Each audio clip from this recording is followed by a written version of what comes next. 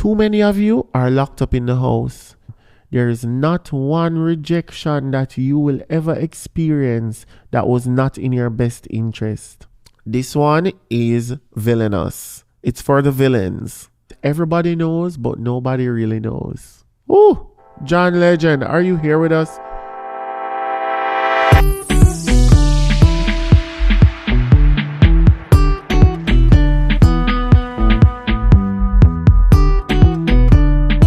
Hello everyone and welcome to No NDA. It's your favorite podcast and sometimes the girlies call it Nanda. It's education, entertainment, everything in between. So if that's your kind of thing and you're new to the party, you can join the high percentage of people who subscribe by clicking the subscribe button. And listen, if you keep on coming back, watching, but you don't subscribe, yeah man, just lick the subscribe button, goes up, ping, it's free, it's not costing you. And if you subscribe and more people subscribe and we get more subscribers, then we can do more things. Ta-da! Anyway, I'm very happy to be here. This podcast is like a love letter to my younger self. And I say that in a lot of these solo episodes. And I keep on reiterating that because it's like more and more I realize how much I need this and how much it is so important to me and so important to younger people looking on to be fulfilled, to be nourished, to be poured into. And so I'm very grateful that you guys are here. If you're on the audio platforms, listen, we love you. You're doing great, sweetie. You're doing an amazing job. It's people in over 150 countries. I'm seeing people in Qatar listening to this podcast, right? So keep on doing what you're doing. We love you guys so much. And if you're going to leave a rating of like a 5. Yeah, that's the only option. Gotcha, but that would be great. So this episode today is all about mental health and mental health awareness. I'm going to be honest. I'm going to be real. I'm going to be straightforward because I don't feel like performing today. I don't feel like being on. And yeah. So I was told by somebody who passed me round one corner, by the way, ish sort of kinda. One lady when we did sit in a one part, she was like, oh, Rush, May is Mental Health Awareness Month. And I had to Google it. And I was like, oh, but apparently that's for what? The US? Yeah, but we're in the US somewhere. Somebody's in the US. A lot of you are in the US. So I felt like this would be an appropriate time to talk about that and to just get deep into the tools that we need to be mentally healthy and to be in a position that is one that we can survive and then eventually thrive. Right now, my mouth is going through a lot, by the way, because I'm wearing elastics. I'm on the last portion of braces, and I'm going to tell the truth. Island Smiles, big up yourself. You guys have been great. But do you know you have 30 minutes? Like, I'm trying to get out of these. So I have on the elastics, and I'm just like, and beer spit a fly out of my mouth. And every time I say, I'm so sorry. Sorry for spitting on you. I'm just a guy. But that's what's going on right now. So my mouth is on spring because it's really on spring. If you're a braces team and you wear elastics, comment down below. That would be great. So that is 1. 2, I left my cue cards at home. Can you believe that I left my cards at home with notes that I wrote from my head and my heart? I left them at home. So you know, say it's a crash out thing where I go and I talk about mental health. So you know, say me I be very, very honest right now. And then last, right before we started this episode, I was tongue-tied. I've never been tongue-tied before because all I do is use my tongue.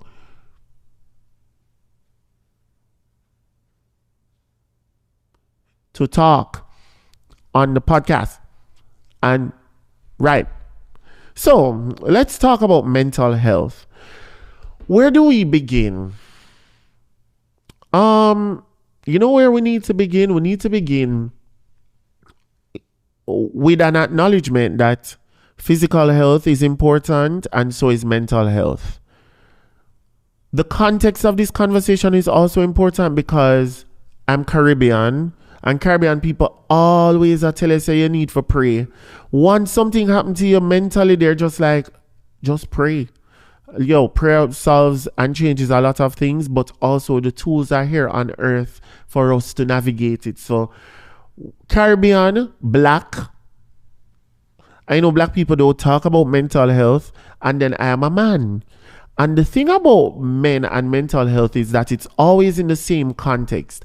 Every time there's a conversation about mental health with men, there are two men who are like very, very alpha, who are just like, yo, bro, it's okay to cry, bro. Yeah, bro. It's okay to cry, bro. Yeah, bro. It's okay to cry, bro. Yeah. It's okay to cry. Like, the conversation doesn't have any layers. It doesn't have any nuance. They don't talk about anxiety. They don't talk about depression. They don't talk about self-esteem. They don't talk about anything else. So I'm trying to set a framework and just have a conversation around this that is supposed to be useful to all of these boxes that I've checked. But I'm also just one person. So let's get into it. What I struggle with is I'm just very hard on myself. And because I'm so hard on myself, it allows those other things to come in. So like I don't struggle with those things individually and in isolation, but because I am so hard on myself and I am telling myself that what I'm doing, it could be better, and my efforts are just never enough, and I could be better in relationships, and I could be better with my time, and I could be better with everything, and I could be. I am not sitting in the present a lot of times to acknowledge and recognize that I am enough and that I am valuable. Because if I keep on saying to myself, I could be, then the problem is that I'm not acknowledging that I am. You know what I mean? And so I am approaching this conversation as somebody that has touched different parts of issues concerning mental health simply because of that central issue. So because the central issue exists of being hard on myself, I have had to deal with thoughts and feelings that make me feel the other things, if that makes sense. I remember when I was in Barbados for undergrad, and I spoke about this years ago during COVID. I did not know that I was depressed, but I definitely struggled with depression, but I just never know that that's what it was. And I remember thinking to myself, there must be better than this. And there must be a life that is greater than this. And thank God I was able to acknowledge and find the tools after through therapy and so on. But I'm saying all of this to say that if you're watching this and you're just like, okay, I'm struggling with X and I'm going through this and I'm going through that. That Barbados stint was in 2014. We're now in 2025. I'm a completely different person.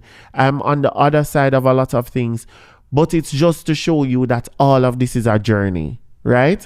And all of this is a process, and at different points and stages in your life, you're going to struggle with different things, and that is why it's important to have these conversations. I'm just setting a framework. I'm not start talk yet, by the way.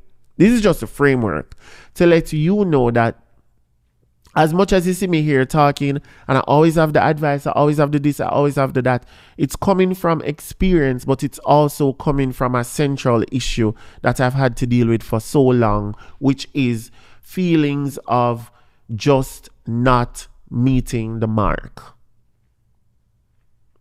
So you're watching this and you are like me and you're just like, I don't struggle with anxiety, I don't struggle with depression in that textbook way, but I have all of these friends and relatives that struggle with it and I don't know how to deal with them. Before I go into the depth of the episode, I would want to encourage you to take a step back and exercise grace with people, right? I think that as humans, with all of the talk on TikTok about what is, establishing boundaries and therapy talk and who is gaslighting who and who is a good friend and who is not a good friend and who knows what and who doesn't. But in all of that, we start to lose the humanity and we start to lose the grace that we need to give to each other. So if you're somebody who has to navigate life with somebody who is going through all of this, I want you to take a step back. I want you to watch this episode with honest, compassionate eyes and with an honest, compassionate heart, and think about how you can be more mindful, thoughtful, and exercise grace with those around you and those that you care about. Okay? Great. So we have a whole episode lined up for you. So the first thing that I want to do is I want you to understand what I do to manage my own mental health issues and any sort of making sure that I'm mentally healthy, right? Because the aim, is to be in a position where you're navigating life in a way that is healthy. So everything will happen, you're not supposed to crash out. Lord have mercy, me leave my cue card. I hate you, Mom. I hate you. Relax. You not get where you want for lunch. Yo, me hate them people and I ain't move from yourself. You're in traffic. Beep, beep. Relax. So the aim of everything that you're doing in this portion of what we're talking about is to navigate life in a healthy way. A lot of you are not mentally healthy. Let's just start there. Let's just acknowledge it. You can't manage anything we throw you off. Everything here is a problem. And you say to yourself, oh my God, I'm so mentally healthy because I'm not on pills. I'm so mentally healthy because I'm not going to therapy. No, but you're not mentally healthy because you're unable to navigate life in a way that is emotionally regulated. Everything is a thing. So what I do in my life is that I have a checklist. I have a checklist of questions that I ask myself daily or weekly. Daily is a lot. You know, fine? It's a lot to ask myself these questions daily. But the first question is, how do I feel? Rush, you mean to tell me that you came here to tell me about questions that I need to ask myself to navigate mental health and you're asking, how do I feel? That's groundbreaking. It is. Let me tell you why. Because there's an emotion wheel that I use to establish and determine how I feel. I do not use words like happy, sad, angry, annoyed. I go deeper. So, how am I feeling for real? Like, how do you feel really? Right? Let me give you an example. With the cue cards, me leaving them at home. On an average day, somebody would say, I am angry. I wasn't angry. You know what I was? I was disappointed with myself. You know why I was disappointed with myself? Because I was rushing out of the house. You know why I was disappointed with myself? Because I saw them, I took them up, I placed them on the counter, and I said, do not leave them. And I still did not do what I said I would. I was disappointed. That's not anger. The root issue and how I really feel is disappointment. So a lot of times you have to ask yourself, how do I feel? And you have to go into the complexity of the emotions to figure out what is really perplexing you. Let me give you another example. You're in a new relationship. You're in a new relationship.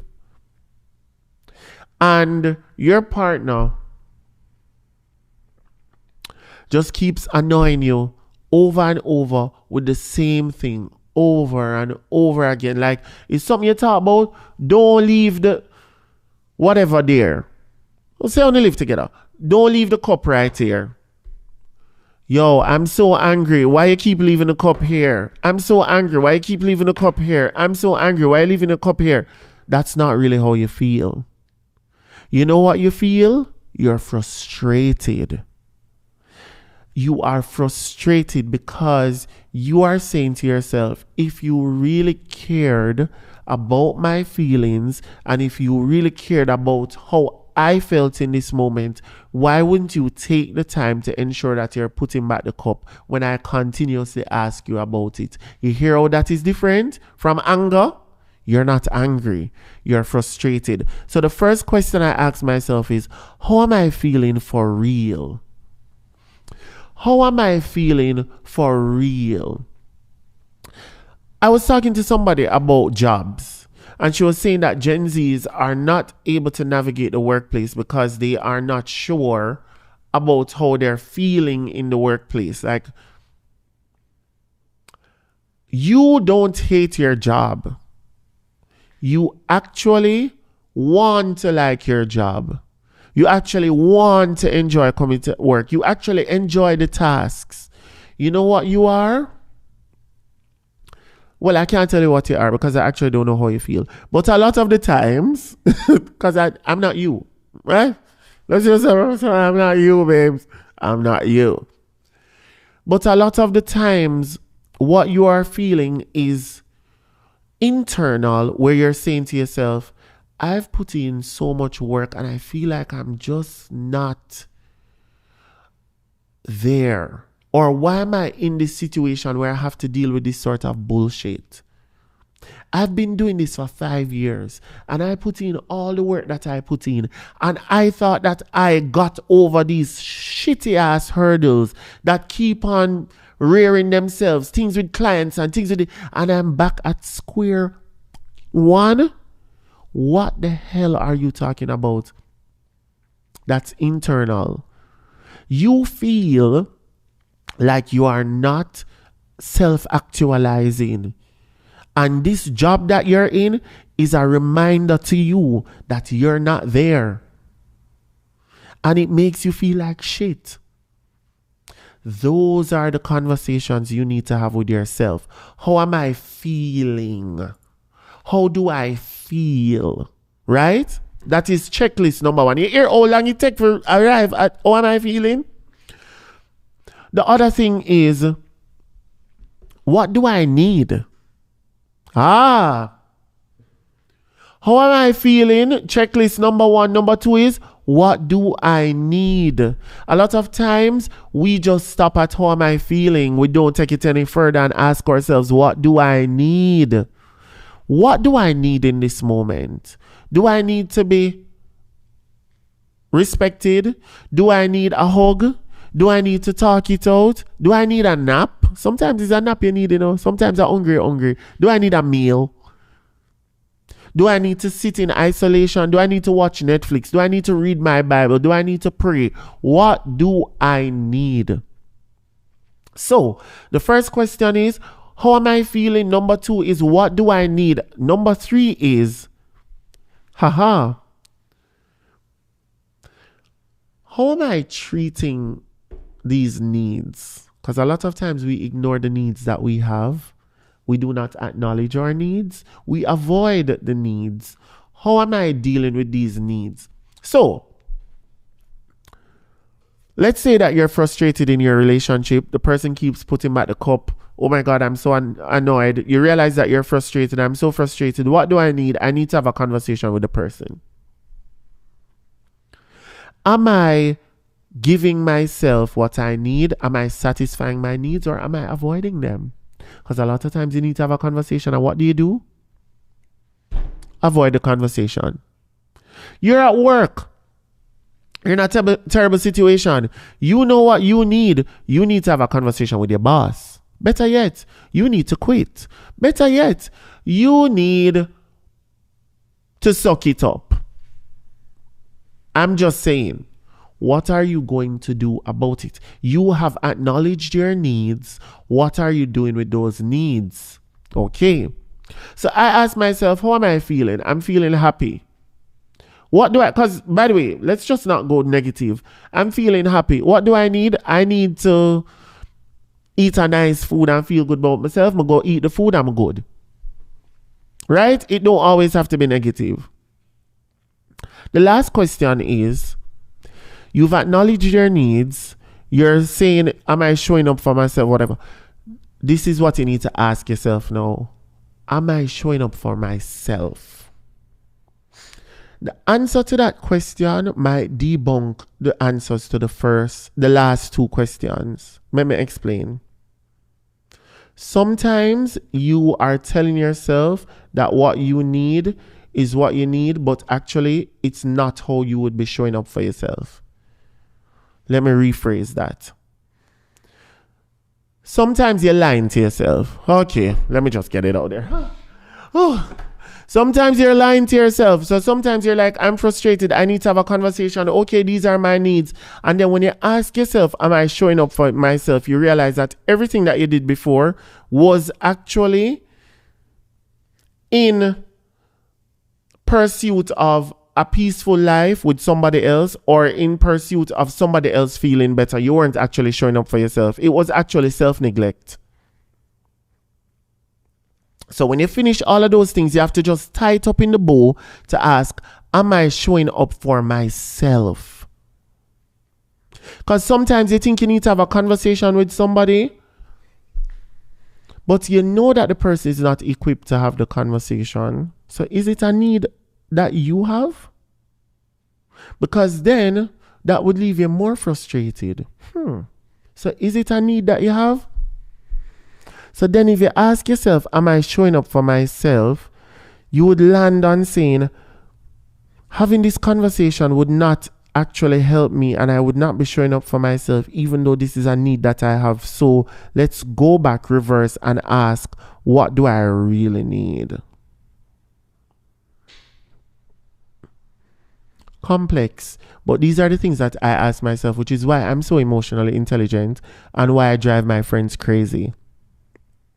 Because, by the way, a part of emotional intelligence is that there are less of us on the world that are emotionally intelligent than those who are. And so when you're vibrating at that frequency, everybody's just like, why don't you just relax? Why are you making a big deal out of everything? Why do you have to ask it? Why do we need a 5-point step to ask? I'm just trying to live. Okay? Let me live. So that's my checklist. And those are the things that I ask myself weekly to just navigate. Well, let me tell you this thing about journaling. The journaling thing is great until you can't do it. I talked about it already. Sometimes, the journaling, you just don't have the time. You're in the bed, you journal, you drop asleep. Jesus Christ, Radam. You say, yeah, man. Mel Robbins, some of a journal. I'm journaling. Dear diary.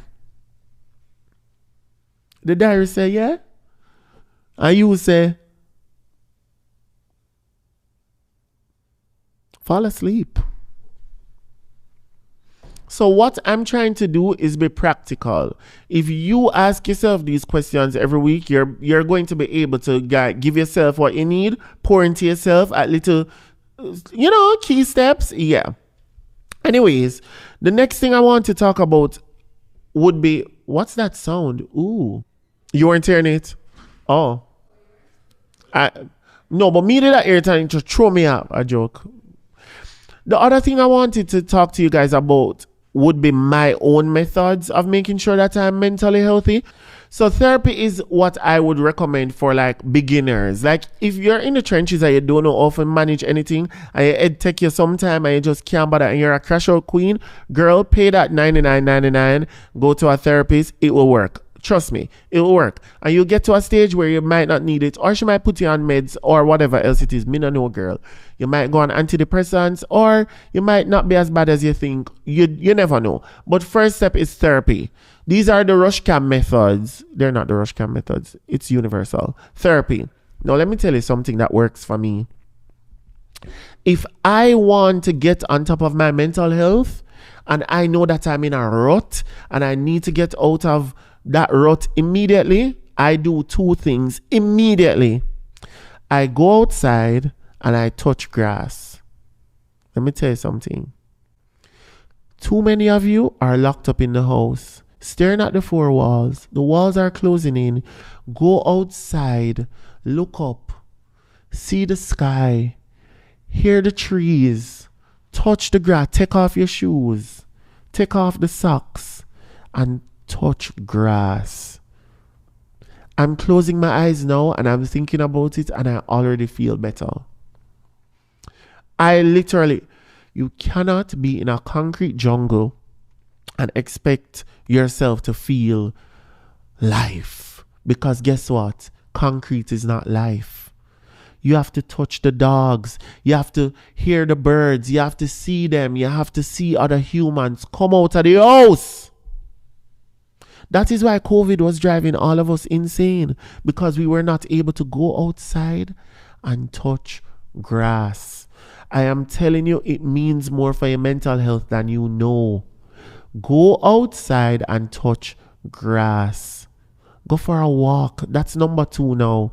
The other thing that I do to make sure that my mental health, listen, these are free.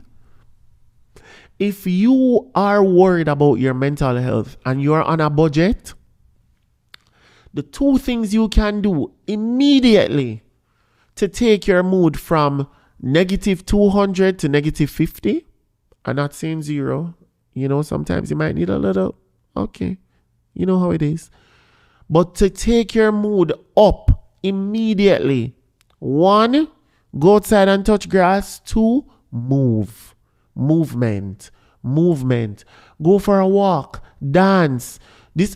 Listen, I saw an article the other day that spoke about how movement and dance can fight depression. No joke. Of course, you have to take your antidepressants if you're depressed. Okay, let's just be real. But have you ever noticed that when you are more active, think about it, movement. And I'm not talking about walking to work. I'm not talking about moving on the job. People in the room. Hello, people in the room.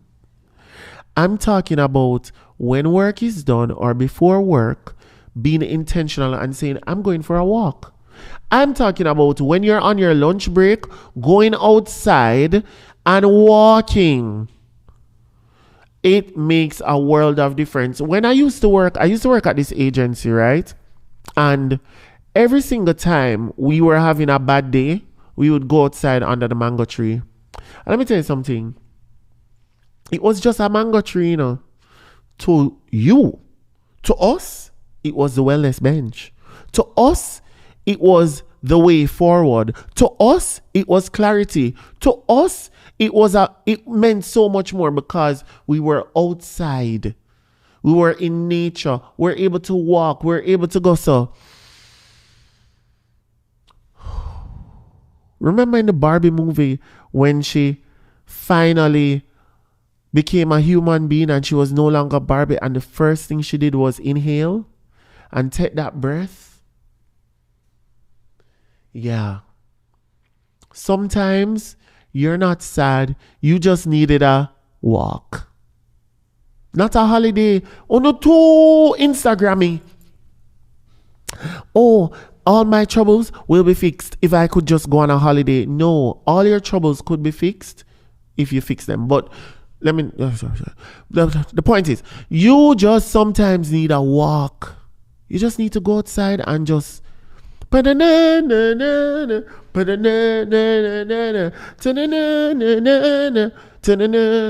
to some music and just get those steps in. I am challenging every single person that is watching this podcast, every person that is in this room, the next lunchtime you have, yeah?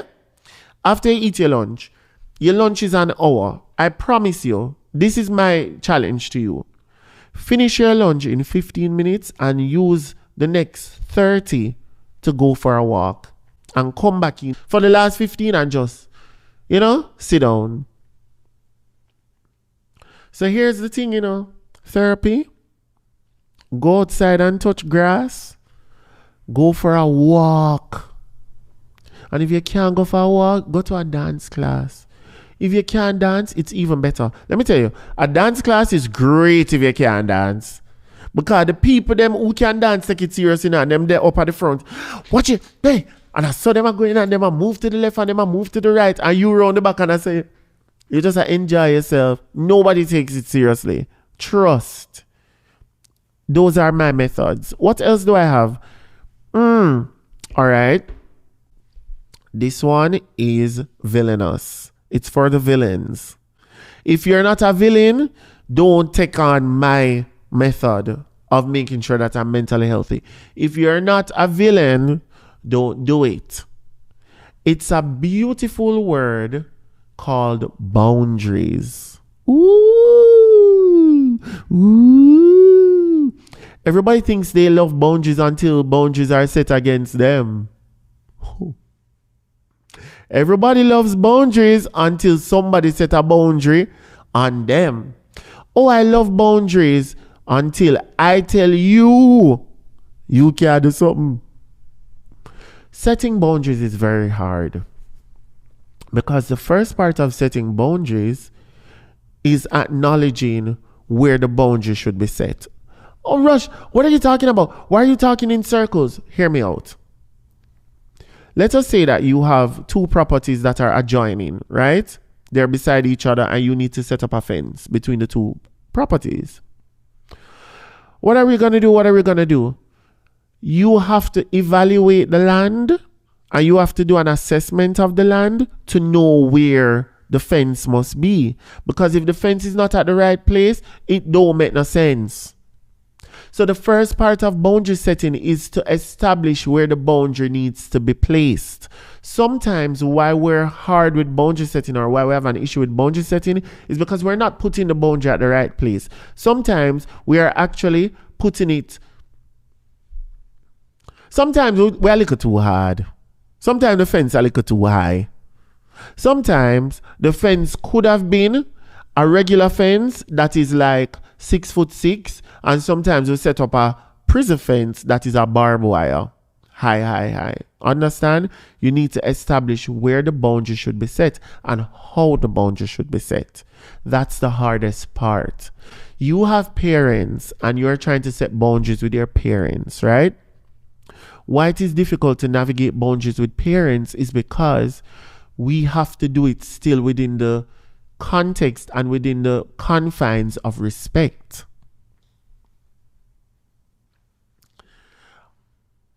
It's hard, but that is where the issue is. Where do I set this boundary where I'm still able to enjoy the relationship that I have with this person without disrespecting them and without offending them? Okay. So boundary setting is like a muscle, right? And I'm so sorry for the person who has this mic because I keep spitting up on it and it's because of the elastics. I'm just sorry. I don't make the rules. Dr. Meeks, shout out to you. I mean, I could take out the elastics, but then that would be gruesome and it wouldn't be nasty. So we're just going to take the spit on the mic. Great. Boundary setting is like a muscle. It's like exercise. You have to go and go and go for it to get stronger and for you to be able to understand how to use it.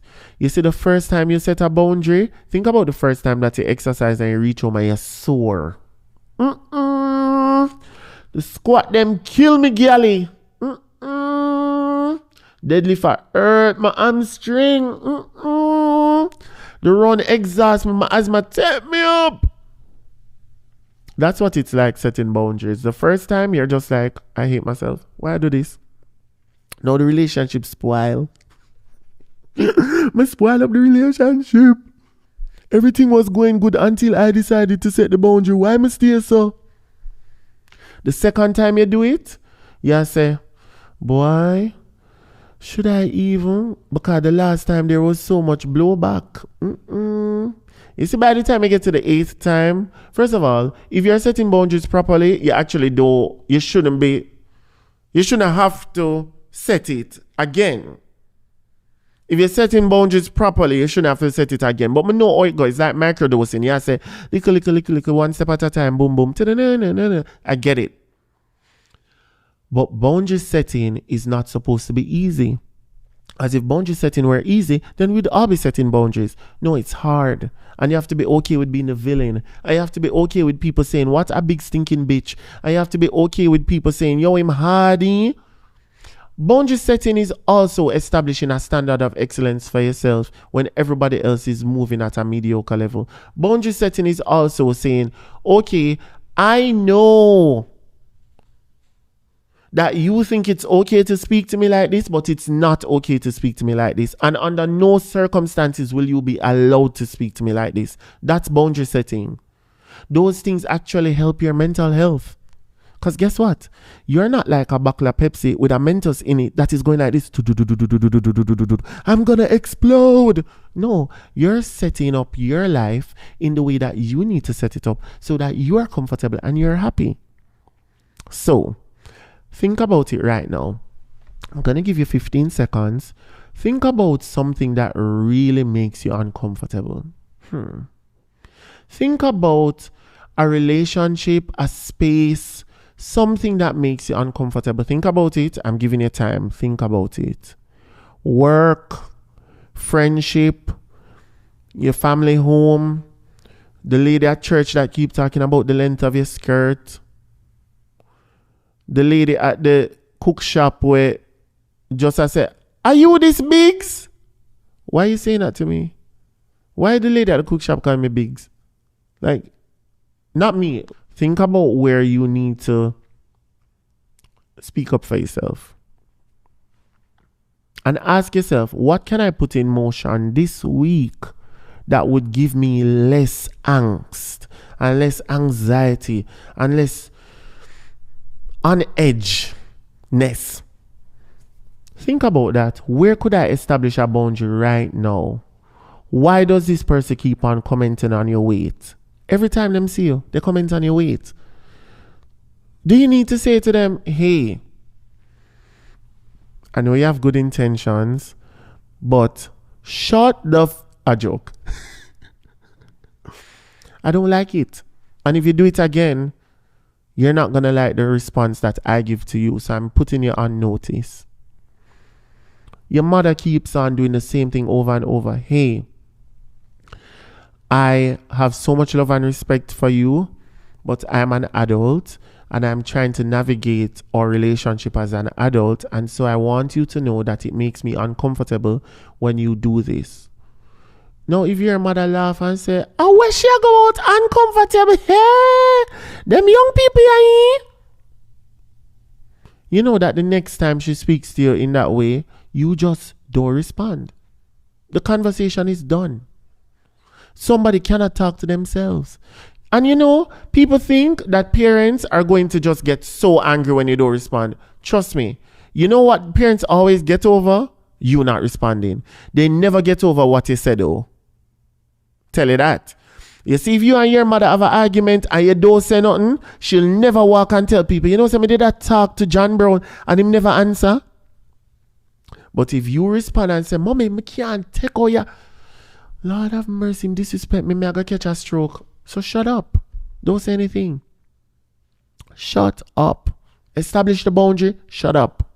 Shh. Got a secret, can you keep it? This is a particular client. Shut up. Shh. Okay. The last thing, by the way, these are my methods. So go outside and touch grass, therapy, movement, boundaries. The last one for me is time alone. Me not look like somebody will spend a lot of time alone though. Through my chat so much. That's why I talk so much. Because when them let me out of the house, it's like say, prison and a bed of roses, liberty make me war. Come out and I just say, oh my God, I have so much to say. I've been so locked up in the house for so long. But time alone allows you to actually start liking yourself. I know it's weird. And it's a weird theory I have, right? About relationship with self. And I'm going to explain it. You know when you spend a lot of time with somebody and you start to like them? And you're just like, I've spent so much time with you that I start to like pick up the things. You know when you like somebody and you go on a date and you're like, let's go on a date tomorrow. Let's go on a date tomorrow. Let's go on a date tomorrow. Let's go on a date tomorrow. What if we approached our personal relationships like that? Like our relationships with ourselves? Do you even know yourself? Have you even gotten to know yourself? Have you dated yourself? Do you know what you like? Do you know like how to treat you? Think about it. If your friend is having a bad day, you know what to do for your friend. If you're having a bad day, do you know what to do for you? Exactly. That's why you need to spend more time with yourself. Because if you spend more time with yourself, you realize what you like and what you don't like. That's why a lot of people left COVID being so different. It's not that you are different. You are actually just more yourself and morphing into yourself. Let me tell you about myself, for example. I love a good show. I love a good show. I love a good show. But you know how I find out I love a good show? Because I was at home and I asked myself, Rush, what do you like? I go outside, I do something. I say, all right, I like that ish. Then I watch news. I say, I watch a little football match. I say, I watch a show. I say, I like that show here. But then now, I spend more time with myself and I realize what kind of show I like. And I say, them kind of show I like. Like, more time spent alone means more time getting to know yourself. A lot of you like to read. Enjoy reading. You know why you're not happy? You know why you're feeling a type of way? Because the one thing that you really, really like doing, you haven't carved out any time for yourself to really, really do it. Make the time. Spend the time alone. Some of you love to cook. Oh, I love to cook. I don't like cooking, so I don't do it. You like to cook? Spend some time alone, just in the kitchen, humming. Try a new recipe. You like to paint. Ashley, give me the vibe like you like to paint. Me know say she like art. Me see it in her eye. Spend more time alone. Spend time nurturing yourself. Spend time pouring into yourself. Do you remember when you were in prep school or primary school and you had summer holidays? And every summer, you'd have come back with a new hobby. And you say, listen, this summer, I loved karate. You don't know nothing about karate, you know. But every day you did at the house, because you spent time with yourself. I used to love to read Hardy Boys' book. I read the whole 52 of them. I was like, whoa. And it never mattered if my mind changed the next summer, because I was just enjoying my own company. You know why a lot of you are so unhappy? You have set up a world in which everybody else is so important to you, and how everybody else views you is so important to you, and you lost the voice in yourself to figure out how you felt about you and why how you felt about you was important. The noise of social media, the noise of how to dress, the noise of what to wear, the noise of skincare, the noise of the bed, the get ready with me routine, the noise of how to go to bed, the noise of the soft girl era, the noise of this, the noise of that. You forgot what you like. And so there is just this emptiness that you have in your heart because you're like, why do I not feel fulfilled? You don't feel fulfilled because you're not doing what you want to do. And you're not doing what you want to do because you're not spending time alone. And you don't know what your own voice sounds like, and you don't know what it means to hear your own voice, trust your own voice, and follow your own voice. So those are my methods, people. I'm not the writer, I'm just a messenger. Okay, let's just move on, shall we? So I have these reminders. I was going to go into win or bin when it comes to like these things online, but I'm going to do the same win or bin that I've been trying to do where it's just like a speed thing. What I want to do is talk to you guys about some reminders that I have for myself. Because affirmations to me are a little weird and a little spooky because I never believe them. Oh, you're supposed to believe them? Lies. Because why may I write on a mirror say you are beautiful? I know I'm beautiful, but it just look fool to me. Like to me, it feel weird if I look in a mirror and say you are beautiful. Like I already am putting myself in the role of somebody that doesn't believe what I'm saying by writing it to say it. Does that make sense? Like, in other words, for me, with affirmations, if I truly believe it, I live it. And if I truly believe it, I say it to myself and by my actions, I live it, right? I understand the thing about write it out and make it plain, and I understand you have to see what you hear. But sometimes we've taken it to a performative angle where we start just writing it and saying it, and there's no depth to it. So I don't mind the affirmations, I'm just saying, when you're doing it, make sure that there's an intention behind it and that in your actions, you're living what you're writing. Because a lot of you write, I am so beautiful, but you don't act like you know that you're beautiful. Somebody give you a compliment and you say, who, me? Yeah. Why are you being weird? Oh, you look so beautiful. Me? But you're there home every day and say, I am beautiful, I am beautiful, I am beautiful. So, these are reminders that I have for myself. The first one is, mental health breaks don't need to be justified. You don't need to justify why you need to take a mental health break. The point of a mental health break is to feel funny and to say, I'm taking a break. You don't need to justify why you're taking a mental health break. I just don't get it. Like, I have to remind myself that mental health breaks, I don't need to explain to somebody, hey, I'm taking a mental health break because, this morning I felt a little weird. And what it is for me is that it's a little anxious feeling, and sometimes you just can't shake the anxious feeling. And, so, no. Mental health breaks are supposed to be so connected to how you feel and that inner voice that you just express, hey, I need to take a break because my mind is not right now. You don't need to label it. It don't need to have a name. It no need to have an explanation. It no need to have a folder and a binder with a thesis. It just needs to happen. A lot of you guys want to give yourself like reasons that you deserve a break. Mental health breaks are not earned. Mental health breaks are there. They're just. As a matter of fact, I know what it is. Mental health breaks are not earned. They are necessary. They're needed. They're a necessity. So if you need one, you take one. You don't earn a mental health break. So you don't say, okay, I've gone through 3 crash outs this month, so now I deserve a mental health break. No. You feel funny? You take a break. Are your mind? You don't need to justify. There's no award for most crash outs before a mental health break. You understand? So, mental health breaks don't need to be justified. The next one is,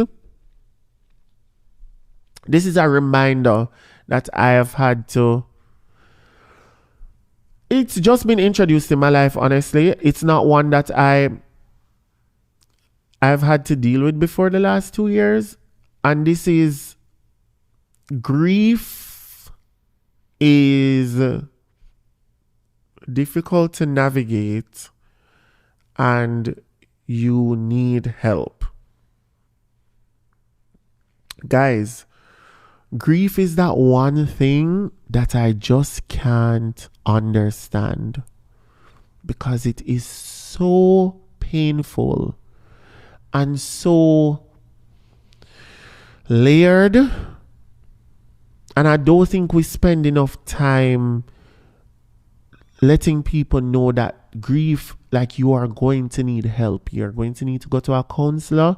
You're going to need to go to therapy. You're going to need to give yourself grace. You're going to need to take a break from work. You're going to, this thing about going to a funeral and going to work the next day, like, that's crazy.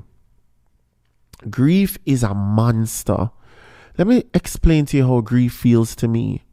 They like to say that grief is love that has lost its way, or like it's the souvenir from love. Grief to me feels like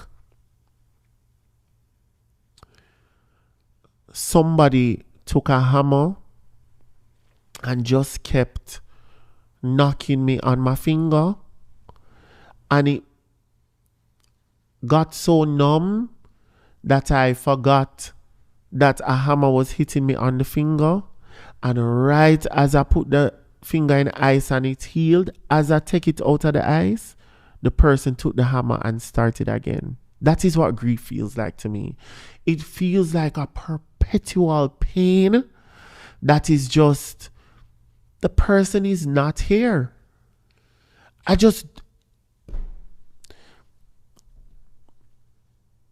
My grandmother died in 2012, and up to 2 nights ago, I was dreaming. I saw her and I could not stop crying.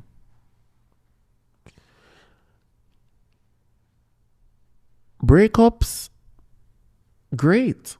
Rejection, sure. Self-esteem, fine. Grief is a monster. Like, it is something that I just don't think we understand how much help we need to navigate grief. I have a family friend who passed. I haven't deleted the conversations. Because I just don't know what to do. Grief it's just hard. It's just so hard. And I think that when we talk about mental health, we like to, oh my God, I need some water. Oh, I'm going to pass out. I'm just kidding. Huh? I had to make it light for a minute because, my God, what's going to happen? I not even know if the dopey them there. You know them ways there? Oh, I know them come back. Them have a style. Anyway, when we talk about mental health, we talk about anxiety, depression, whatever. But like, when you see somebody, for example, lose a parent, that is life-changing. That grief is like, I don't know. Anyways, that's my reminder. My reminder is that grief needs to be handled with care. Grief must be handled with care. And if you're grieving, handle yourself with care. Get the help that you need, because it's hard. And don't make nobody tell you that it's easy. It's hard. Shit. Oh, I'm wrapping this shit up before I ball in this place. Another reminder that I give myself is that everybody knows, but nobody really knows. Oh, John Legend, are you here with us?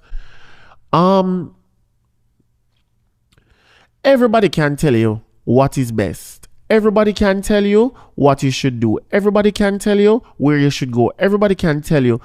Everybody knows, but nobody really knows. I remember saying on a recent episode that nobody knows what it takes to be you, this, that, and the third. But there's another layer to it, that people can only see life through their eyes. Yeah? A cameraman can only see a photo through his lens. The lens that he's looking through in that moment. Nobody can see things the way that you see things. You alone can navigate the world in the way that you navigate it, because you're the only person that is seeing it from your perspective. Let me just break this down in several nuances. Women, you can't really, I know you can take advice from men, but every time you take a piece of advice from a man, you have to take it with a grain of salt, because we see the world through different eyes. That's just the truth. Black people, hello, you have to take the advice different from, when the white girl get the advice, you have to take it different, because remember say, them navigate the world through different eyes. The point is, everybody knows, but nobody really knows. You are built up with so many different characteristics and so many different layers that you black, but then no, you come from a nuclear family, but then no, your family nah no money, but then no, you did go a rich school, but then no, your brother did dead when you are 6, but are you alone can see life through your eyes, The person who give you advice come from a single parent household. Them is a only child. Them mother rich. The point is, everybody can tell you, but nobody can really tell you. Everybody knows, but nobody. By the way, sorry. Do you guys notice that since this season, we've not been singing? Have I? Have I been singing? Have I been singing? I feel like I'm no longer in my singing era. You know, the girls love eras. Anyway, the last one I would say is that emotions are normal. I encourage everybody to watch Inside Out and Inside Out 2 because it was the first time that I realized that sadness is just as important as happiness. Who knew? Sadness is just as important as happiness. Because what sadness does to us and the place that sadness puts you in and the perspective that you have to experience sadness reminds you that you're human. But also, those sad days are the reason you have happy days. Because guess what? Are you really happy if you weren't sad? Is it happiness if it wasn't sadness? And by the way, is it happiness or is it joy? Because joy, you know, is a perpetual thing that is supposed to just be there in your heart, going, that regardless of what you're going through, regardless of which other emotions you're feeling or whatever, you still feel like, yo, life is worth living. The point is, emotions are perfectly normal. The problem is when one outweighs the other, right? So what you need to do now, you know, is make sure that you're in a space that is so healthy, just like a balanced meal, just like when you're doing squats, you have to squat one day, then bench press the next. You have to put yourself in a position where your emotions are balanced, where your emotions are going through a regulated system. You understand what I'm saying? That's the tea. So, those are my reminders. So, you can't say you never leave with nothing. Me give you a checklist, me give you methods, me give you, what else me give you? Reminders. Last, I promise, I'm wrapping it up. I was going to do win or bin, right? But, here's what I will do. I'm going to do a part 2 on this. I'm going to do a part 2. I'm promising you guys a part 2 where I talk about how social media has changed our lives and negatively affected us. What I will do is give pieces of advice in like quick nuggets to these people. I have a lot of advice to creatives because creatives go through burnouts like nobody's business. If you are a creative and you have not been through a burnout, that means you're probably not creating. Because if you are a creative and burnout is like rice and peas. They go together real good. But what I'm saying to you is, I have little nuggets of advice for these people, right? First of all, if you're an introverted creative, or you're an introvert generally navigating this world, or you're an introvert in the workplace, introverts, my advice to you is, well, you know what? Let me start from this point.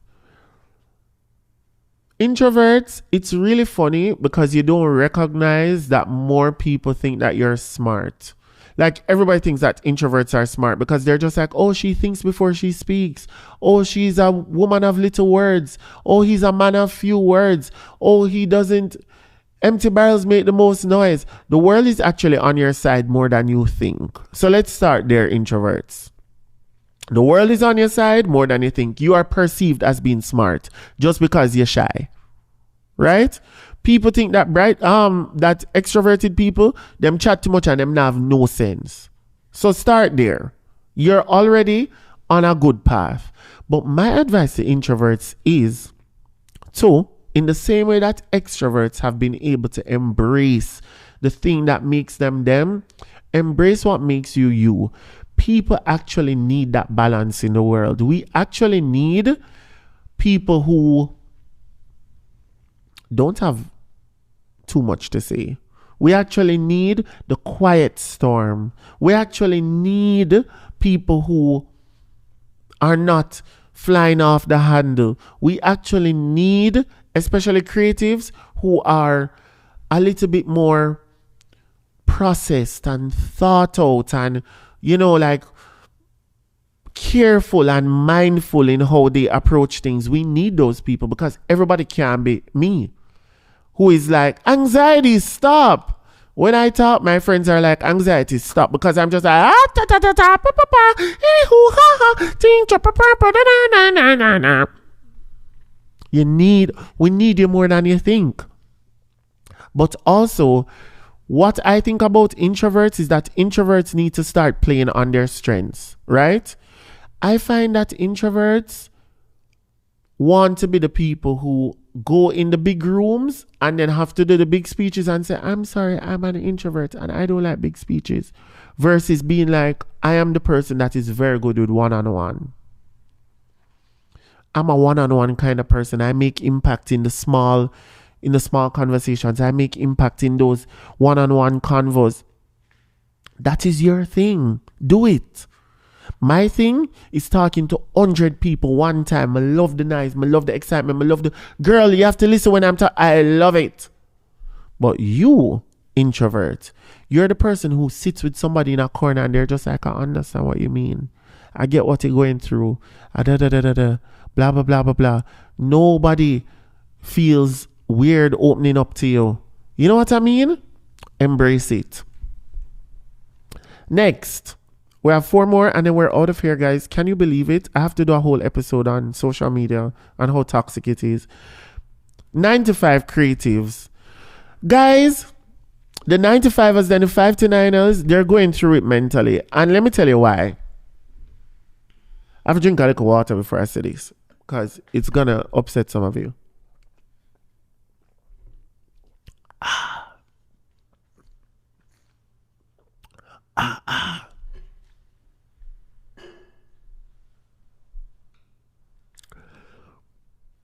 They're 9 to 5 creatives, or as we would like to call them, the 9 to 5ers who are the 5 to 9ers. Why are you so impatient?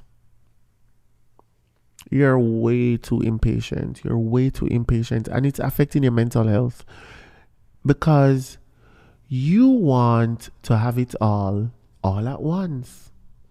And you don't want to acknowledge the journey and acknowledge what it takes and what sacrifices you're making right now to be able to achieve what you really want. And you're impatient. And why you're frustrated is because of that lack of patience.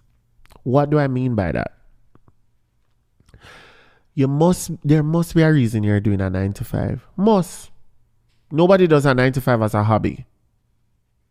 There must be a reason you're doing a 9 to 5. The 9 to 5 is paying your bills. It is giving you the letter to take to the bank. It is giving you the health insurance. It is giving you the stability. Why are you building up resentment towards something that is doing exactly what you need it to do? Why are you dishonoring the thing that is getting you to where you need to get to? And I'm telling you this as somebody who has been in similar positions, because it's easy to get to the 9 to 5 and start saying, I'm bigger than this. Every day them come tell me, say me need for do this, and yo, bro, God know, I just can't wait for my thing to take off, because then me not for day in this. There's a reason you're in the 9 to 5. If you had it all figured out, you wouldn't be in the 9 to 5, babes. So honor the process. Honor the 9 to 5. Honor what it does for you and get what you need to and get the hell out. But there's a reason you're there. And I think that part of the frustration is that there's just this fixation on what could be, and if only, and if I had, and if I could, I would, but you can't. So until then, stop speaking negatively on the thing that is putting food on your table, because you sound ungrateful and you sound as if you are bigger than something, when if you were bigger than it, you would not be there. Get out of that space. It's affecting you mentally. It's affecting your self-esteem. It's affecting your relationships. It's affecting you. What you need to do is sit in it, make a plan, activate, and get what you need to get and get out of it. Also, last point, nobody's asking you to be employee of the year if you are just doing it for a paycheck, but you want it all. You want to be a star at work. You want to be a star in the 5 to 9? You want award? You want a raise? You want promotion? If you are the 9 to 5er who is the 5 to 9er, you have to be okay with not being the getting a promotion.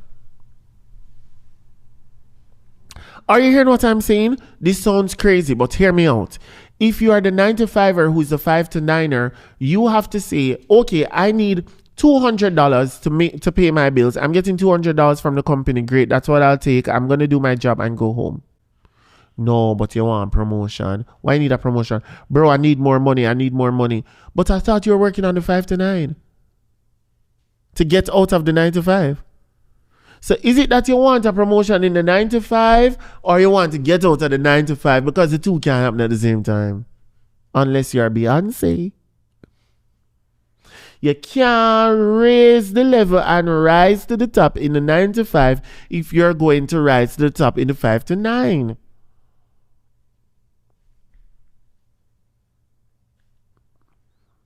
But you cannot have it all. Sometimes I see some people and I say, Jano, you know, Sam, I could have be director of so-and-so, you know, so-and-so, you know. But if I'm director of so-and-so, I'm not host of Nanda. That's just the damn truth. Can't be the host of this podcast, number 1 podcast in Jamaica and the Caribbean, if I am number 1 employee at johnbrownagency.com. Can't happen. And that is where the frustration comes. And that is why a lot of you are going through all sort of mental health gymnastics, mental illness. You beat up yourself. You say, oh my God, because you're not honoring the process and you're being impatient. That's just the truth.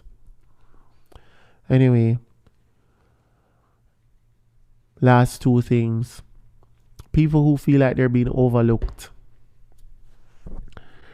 A lot of people have been DMing me about feeling overlooked and feeling rejected.